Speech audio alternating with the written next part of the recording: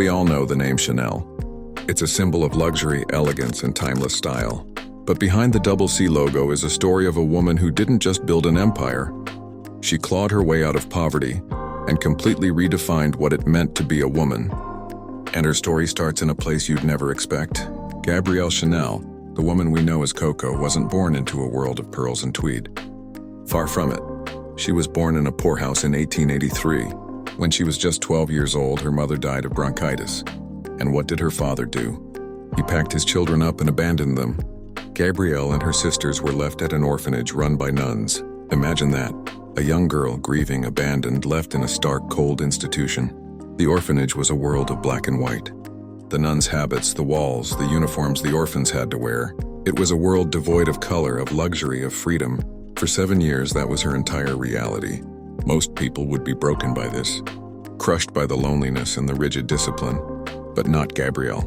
Something was being forged in her during those years. Surrounded by that strict monochromatic world, she was learning. The nuns taught her how to sew, a practical skill meant to give a poor girl a chance at a modest living. But for Gabrielle, it was more than that. It was a key. She became obsessed with the clean lines, the simplicity, the power of black and white. She was learning the very fundamentals that would later become the bedrock of her fashion revolution. When she finally left the orphanage at 18, she had nothing but her skills and a burning desire to be someone. To never ever be dependent on anyone again. She started as a seamstress. She sang in cabarets. That's where she got the nickname Coco. And she slowly, painstakingly, started designing hats. They were different from the over-the-top feathered monstrosities that were in fashion. Hers were simple, elegant, and chic. And that's when everything changed. She didn't just design clothes. She designed a new way of life for women. She took the jersey fabric used for men's underwear and turned it into comfortable, elegant dresses. She got rid of the painful corsets and offered women clothes they could move in, breathe in, live in. She introduced the little black dress, turning a color once reserved for mourning and service into the height of sophistication. Think about it. Everything she created was a rebellion against her past.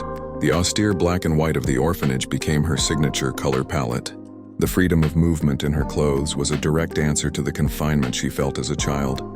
She took the elements of her prison and transformed them into symbols of liberation. The message here is so powerful.